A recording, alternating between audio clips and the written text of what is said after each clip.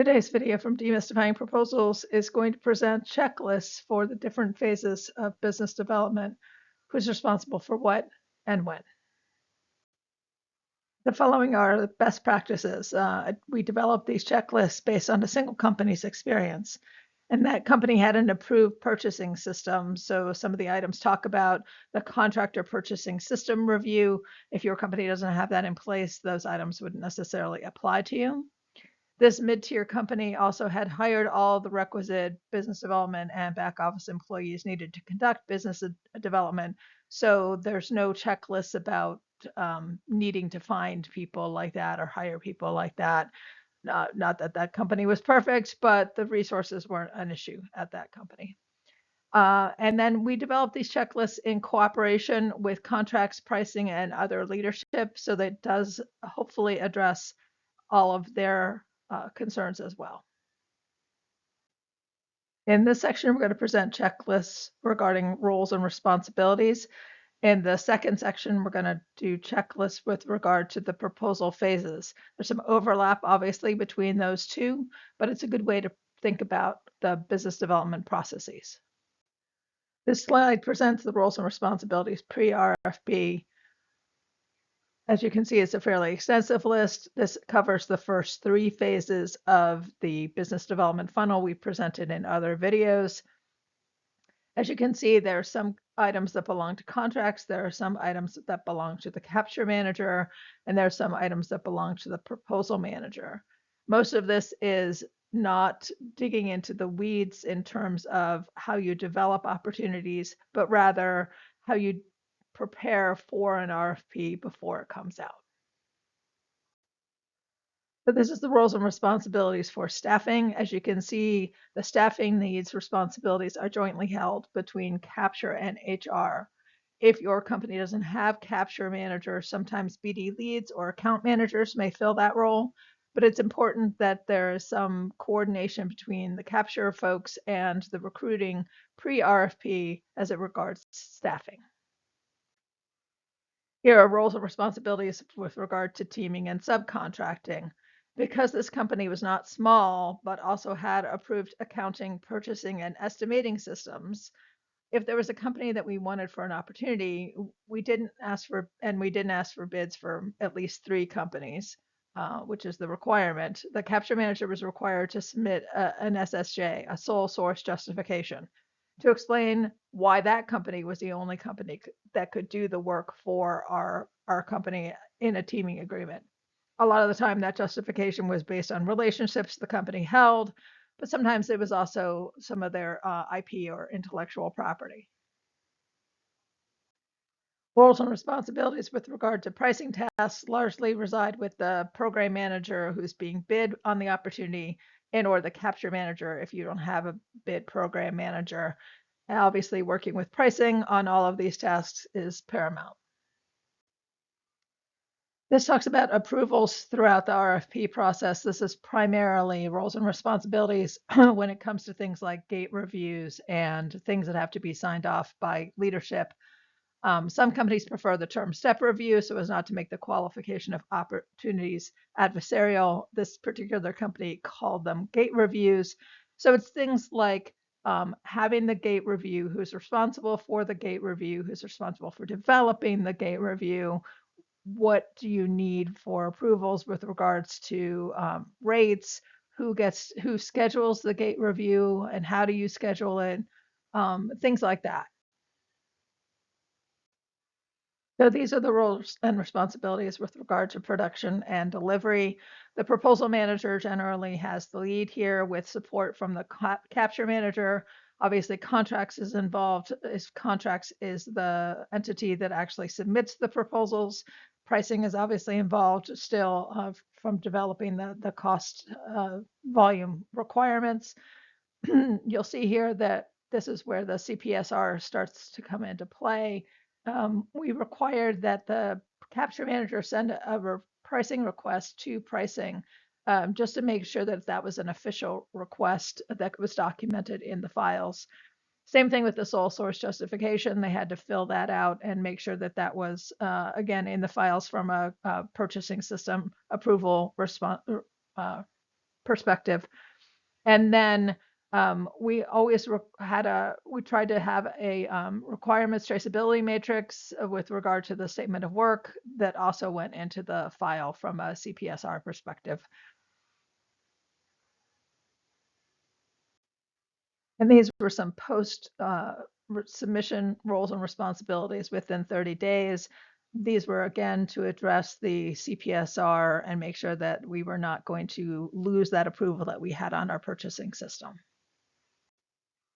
So the second half of this presentation is about the proposal phases and who's responsible for what during the different proposal phases. As you'll see, there's a lot of overlap with the roles and responsibilities that we just talked about, but it's just a different way of looking at the sort of the same set of information and who's responsible for what during the actual phases of the proposal. So in the best of all possible worlds, you'll have solutioning artifacts prior to the final RFP coming out. These are the things that you would want to have. Obviously, a plan to win, the features and benefits of your solution, a review of the hard RFP requirements. In other videos, we've talked about the hard RFP requirements. These are the things that are actually in the RFP in section L and M and C that you absolutely must respond to. Then there's the soft RFP requirements. This is things like how are we going to win? Why are we going to win? What might be the customer's hot buttons that we know from having conversations with them? Things like that that are not actually documented in the RFP itself, but are things that we know through our capture. Addressing the customer's hot buttons and issues is part of that soft RFP, and the win themes and discriminators are also part of the soft RFP requirements. Key graphics are a great thing to try and get done beforehand, especially if you're developing a system or some other kind of IT solution. Developing your key graphics can be a great way to drive the development of the actual proposal. But when it comes to teaming and subcontracting, I think this is pretty much an overlap with the roles and responsibilities. The capture manager generally drives teaming and subcontracting. Again, if your company doesn't have capture managers, this would be done by an account lead or a BD lead or whatever role has responsibility in those early pre-RFP phases of the proposal process. Capture manager pricing subcontracts are all responsible for making sure that you're selecting the right subcontractors, that you've got NDAs and teaming agreements in place with them. You want to talk about what their statement of work for this work proposal would be, would include. Usually that's called the Appendix A of a teaming agreement. And then you want to make sure that you are working towards negotiating a price with the subcontractors. Generally, pricing and a subcontracts manager would be responsible for doing that because that has all kinds of legal implications. So folks need to know what they're doing with regard to that.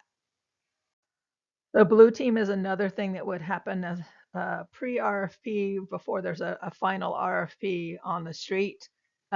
This is also driving the solution, very much similar to the earlier solutioning artifacts that we were talking about. You would use those solutioning artifacts as part of your blue team.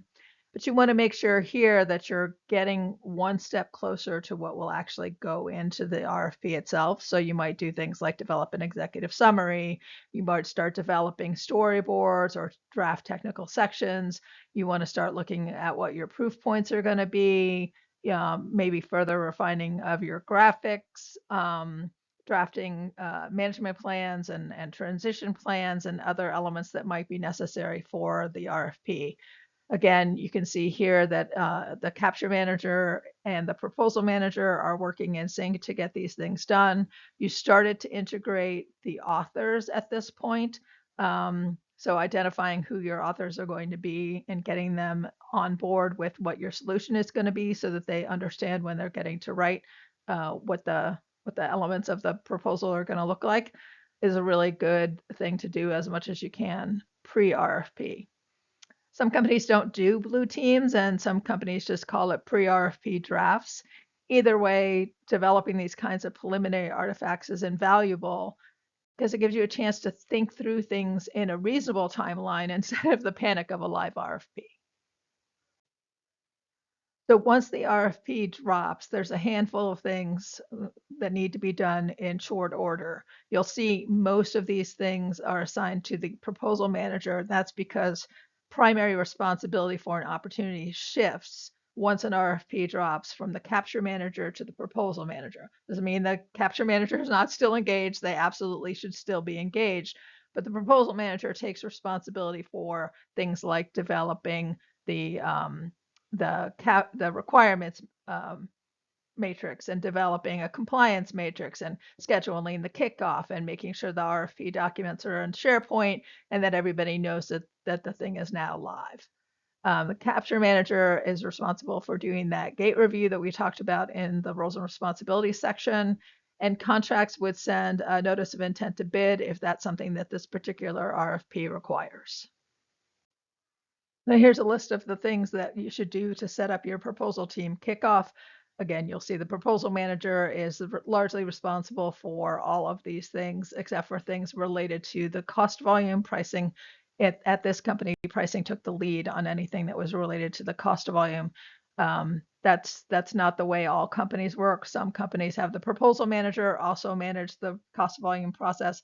It's up to you, your individual company, how you manage that. But it's important that you not focus on only the pricing spreadsheet, but also the cost narrative early on in the process. The other thing that we made a note of here is that one of the requirements is to confirm proposal authors. I also suggest in the process of doing that you talk to the author's management. One of the things that you want to try and do is see if they can free up those folks' times. A lot of the times we expect authors to do proposals during their free time or as an additional thing to their 40 hours a week. If you can possibly get it so that the authors don't have to work more than 40 hours a week, they will appreciate that. It just depends on where you're getting them from and what their work requirements are. So talking to their managers sometimes is a good way to see if you can finagle that. So the questions and answers period of the proposal is when you're trying to develop the questions that you're going to be submitting to the government. The proposal manager will distribute any template that comes from the government for questions. If there isn't a template, most companies have a template internal that you can use. We have a video that talks through the templates. And which templates are good to have on hand. And a questions template is definitely one of those. You want to have a time to talk through those questions. You want to have a time to finalize those questions. Contracts is usually the one who actually submits the questions. And then obviously, once the answers to the questions come out, that is usually an amendment to an RFP, and that gets posted by the proposal manager and everybody gets notified.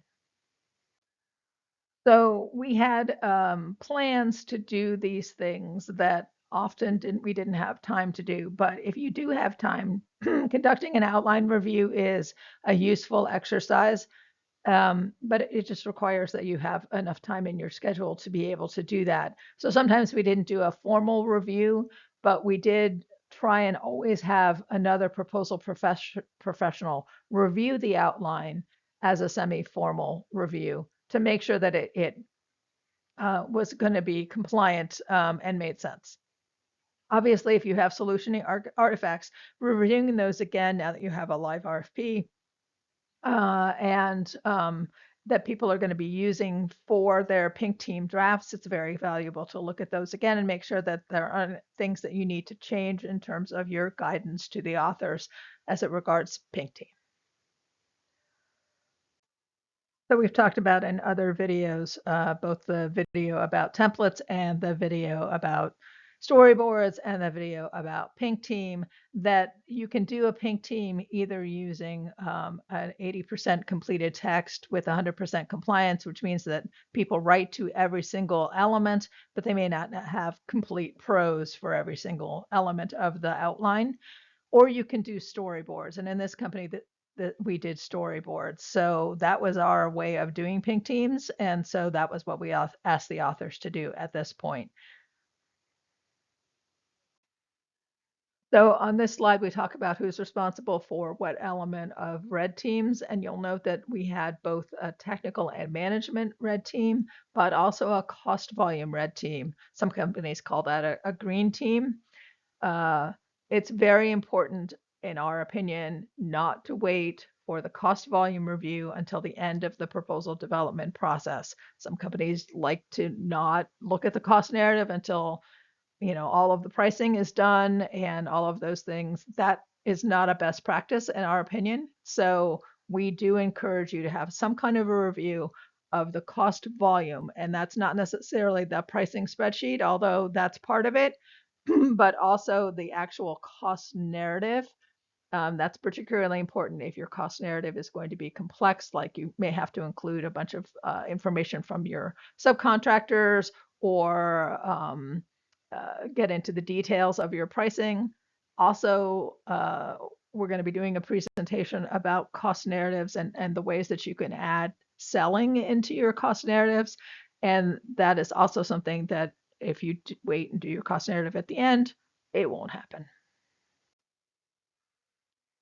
So when it comes to post red and gold team reviews, again, I don't think any of these items would necessarily be a surprise for anyone.